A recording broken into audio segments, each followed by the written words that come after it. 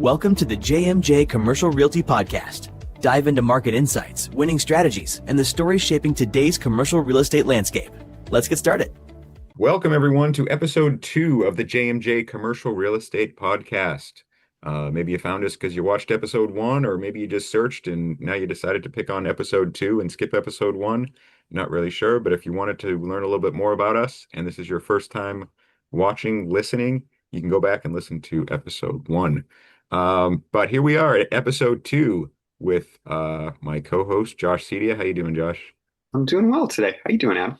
Good, good. Now that we got episode 1 under our belt, you feel a little more confident about going into episode 2 here? Just a teeny bit more comfortable. All right, all right. Maybe Getting we'll there. get there. Maybe by like episode 37, you can let me and the viewers and listeners know.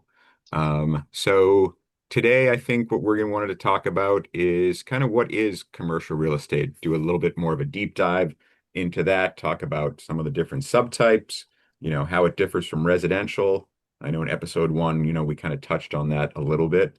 And we're also going to talk about who do we typically work with in a commercial real estate transaction? Who are some of the players in there? We might touch on the differences between a user of commercial real estate, an investor, or maybe a developer. And then, if we got some more time, we got a few other questions on there. But why don't we start off, Josh? Why don't you just let us know what is commercial real estate? Sure. So commercial real estate is basically anything that's non-residential. And although you could have 5 or more units considered commercial, but we're talking about things like office buildings, retail plazas, industrial warehouse, flex type properties. It could be religious structure, organizations that have space, all different types of things. I think in episode 1 you mentioned billboards, right? So things that are income producing, typically non-residential, unless it's really much larger scale property. What about a row of outhouses? Row of outhouses. I would imagine if it's 5 or more outhouses, I would imagine that would probably be commercial. Okay. Just thought I'd throw a curveball at you there. So I guess with that in mind, with all those different types, so how does that, differ from residential as far as, maybe the sale of them or leasing? I know when you think of a apartment, pretty much all of us had to rent an apartment at some point, and you go to rent an apartment. I know the terminology is usually different in commercial. Usually they talk about them as leasing instead of renting. Yes. So maybe just kind of explain the difference between if I was a business looking to go find a place to rent or lease versus, if I needed to rent an apartment to go live in or something like that. Yeah, the terminology is very different, and it's really each situation is a little different between whatever the contract is between a landlord and a tenant, or between a buyer and a seller. Commercial is so unique in that respect, whereas a lot of times with residential, it's pretty vanilla, pretty straightforward. But you could have terminology like triple net, which I don't think a lot of residential agents are familiar with, or NNN. It's called triple net, and that refers to taxes, insurance, maintenance. Sometimes it's a question of, does the landlord cover it? Does the tenant cover it? Sometimes it's modified where it's a little mix of both. So you really have a lot of different variations, and depending on the type of commercial real estate, like you may have an office building where almost everything is covered. But you might, on the opposite side, like let's say it's a retail plaza, you may have a retail tenant where the landlord expects the tenant to cover those triple net expenses. Mm-hmm. A lot of different. And I've kind of seen that depending on those types of leases, like you said, they can all be different and they can all be negotiated too, right? It's not, even if someone's asking for the tenant to cover insurance and maintenance, maybe they go in and say, oh, I'll pay a little bit more in my base rent because I want to know what my monthly cost is going to be, and easier to budget compared to, oh, if taxes go up next year, or, the maintenance increases because the, cost of snow plowing just went up, or things like that. Mm-hmm. So Definitely a way to control your expenses, which yeah, is important. but I can see on the other hand, if you were the landlord or owner of the property, you want to make sure your expenses are covered, and you want to make sure that, you can budget as well, to pay, you might have a mortgage on the property that you need to get a certain amount to cover at least, the cost of that. Um, so, if those expenses went up, then you're making less money. And, um, I guess I would say with these triple net properties, they're definitely, favoring the landlord, right? Is it beneficial for them, or is there any benefit to a tenant having a triple net property? I mean, I think generally it's something that a landlord really likes because it's just, a lot of times when we're talking about triple net properties, we're dealing with it's not always, but you look at some of the bigger companies, whether it's a national company, they may have their own, people involved with how they handle different things, whether it's the maintenance, upkeep. If you think of um, some of these big companies. But yeah, it really it's kind of case by case situation. But um, from a landlord perspective, it is very nice to be able to not have a lot of extra responsibilities and have it on the tenant side. Hmm. Um, yeah. But you also have to look at the type of business. You could have a tenant that really is heavy with water usage, and in that case, um, sometimes the tenant does not want to pay for water, but maybe it's fair for them to pay for water use just because of the situation. So again, each so unique, and that's what I Yeah, really like about commercial is every situation is different. So right. I know I had a sale recently where my client was an investor and they were purchasing a commercial condo, and the tenant in there, it was a dog groomer. And so a client like that's going to be using a lot more water than just like a general office use. Um, so, we wanted to make sure, looking at the lease, that the water was paid for by the tenant that was in there, not the landlord. Because I would think that would be a high cost in that type of use. Um, I know we've had some properties too where um, the owner says that utilities are included, depending on use. So it's like electricity. So it's funny, I was contacted by someone. It sounded like they wanted to open up like a Bitcoin, mining farm in this office space because they're like, oh, if I don't have to pay for electricity, I can run, my 300 servers and anything. So you got to be careful with I think either any of those situations, and kind of understanding who the tenant is, who the user is going to be, um, and kind of, cater it, or craft the deal so it's, fair for both parties, that one person's not taking advantage of the other. yeah, and sometimes when you're dealing with commercial tenants, if we're talking about a leasing situation, sometimes the leases can be quite long.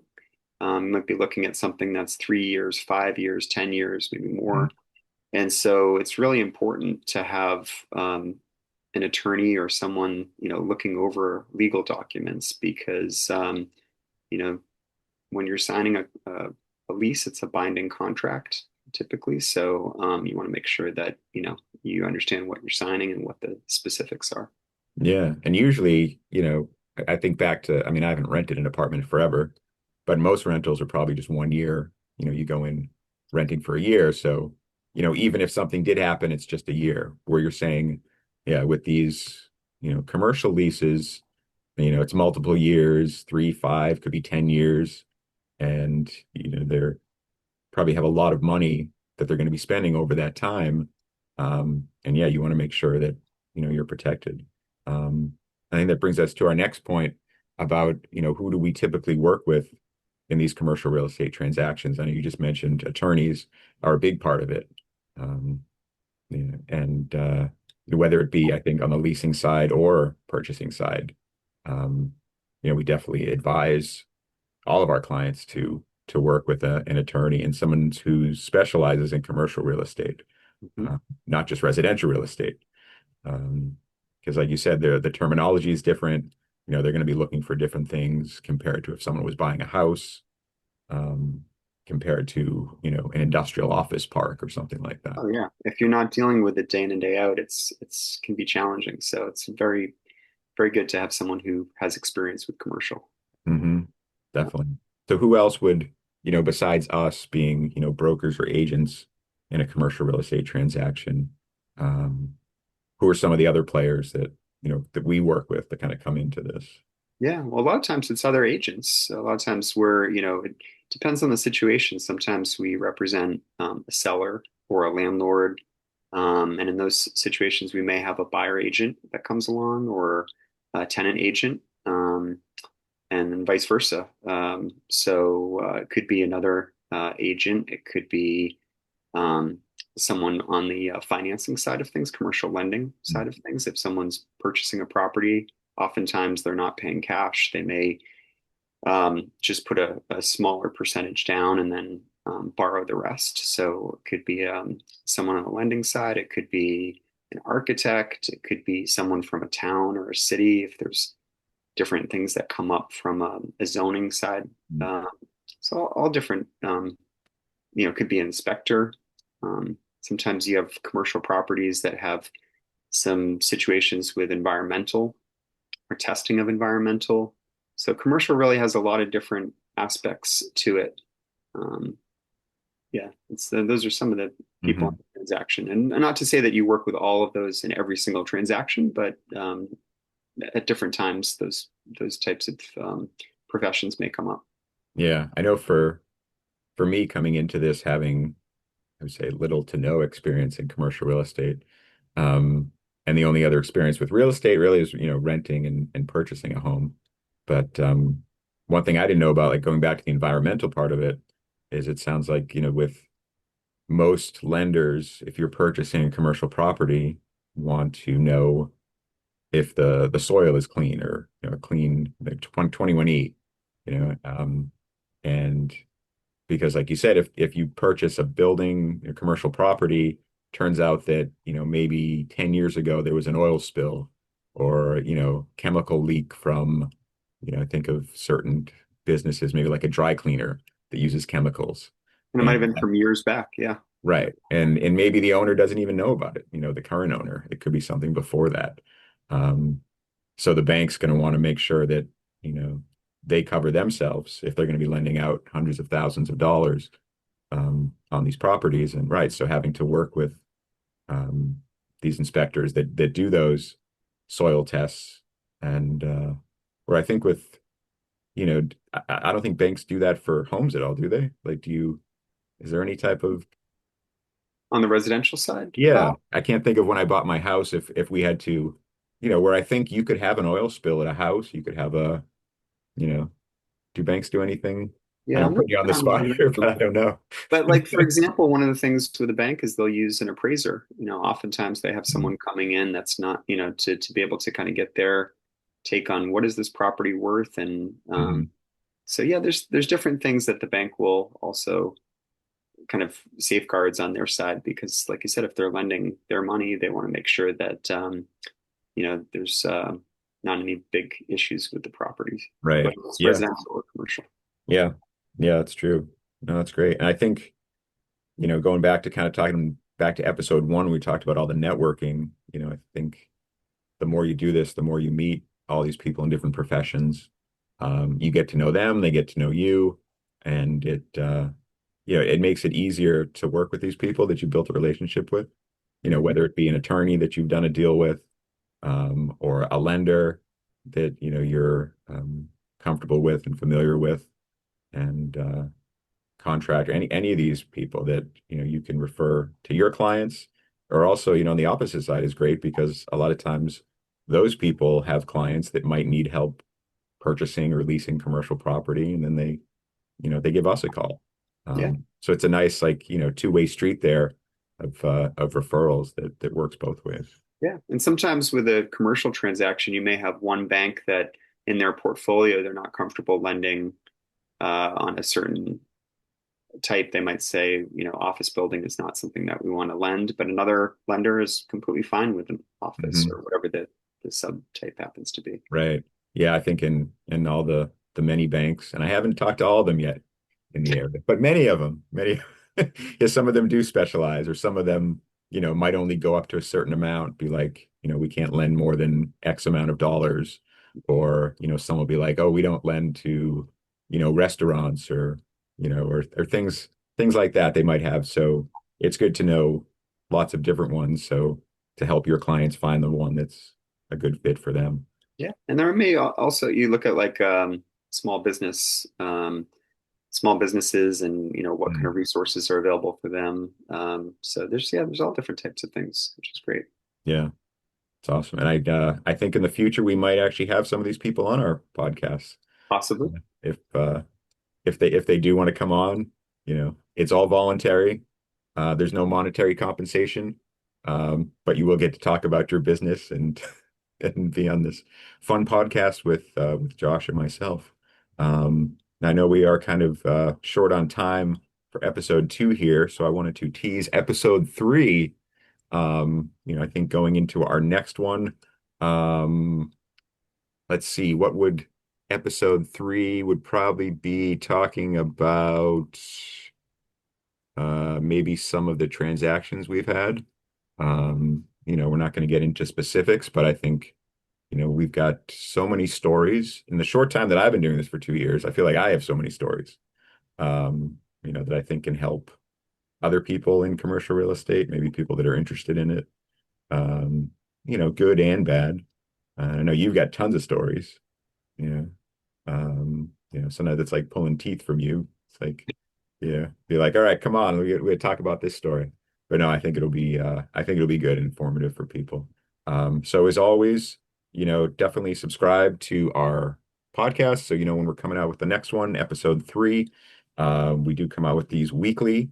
If you have any questions, leave questions on whatever platform you're listening to, or you can also contact us at our own podcast email at podcast@jmj-cre.com. If you're watching on the video, we'll post it on there. And until next time, have a great day. All right, take care, everyone. All right. See you, everyone.